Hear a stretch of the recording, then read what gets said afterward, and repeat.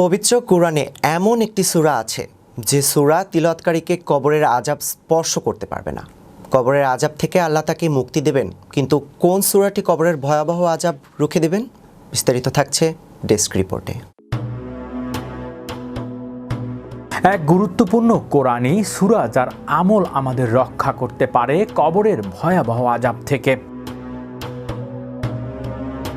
কোরআনের ৬৭তম সূরা সূরা আল মুলক মুসলমানের জীবনে এক অনন্য দোয়ার অস্ত্র।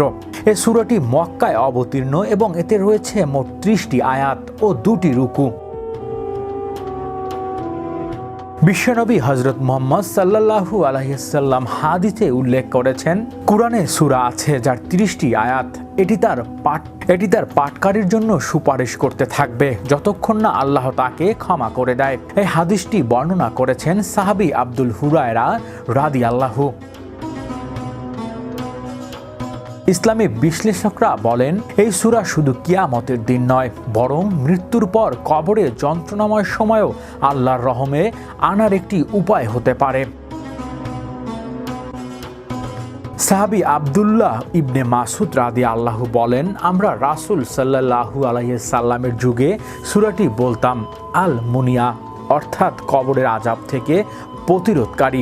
যে ব্যক্তি প্রতি রাতে এটি পড়বে, আল্লাহ তাকে কবরের শাস্তি থেকে রক্ষা করবে। ধর্মীয় বিশ্লেষকদের মতে এই আমলটি খুবই সহজ। প্রতি রাতে মাত্র কয়েক মিনিট সময় দিলেই একজন মুসলমান এই সূরাটি পাঠ করতে পারে। এটি মুখস্থ থাকলে ভালো, তবে না থাকলে কোরআন বা মোবাইল অ্যাপ থেকেও পড়া যায়।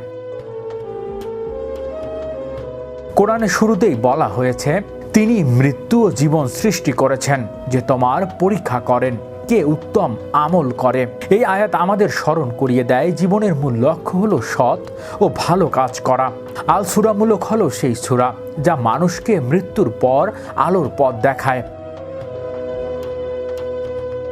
ধর্ম বিশারদরা আহ্বান জানিয়েছে প্রতিটি মুসলিম যেন সূরা মুলককে নিজের জীবনের প্রতি একটি অংশ বানায়, বিশেষত রাতে ঘুমানোর আগে। এই সূরার বার্তা শুধু আখিরাতে নয়, বরং দুনিয়াতেও আত্মিক নিরাপত্তা দেয়।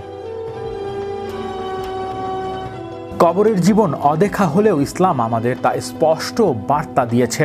কোরআনের আলো থেকে যারা উপকৃত হতে চায়, সূরা মুলক তাদের জন্য হতে পারে এক বিশাল আশীর্বাদ। ইসলামিক শিক্ষাবিদদের ভাষায় একটি সূরা কিন্তু এর প্রভাব চিরস্থায়ী। শুধু মুখে নয়, হৃদয়েও জাগিয়ে তুলল সূরা মুলকের শিক্ষা।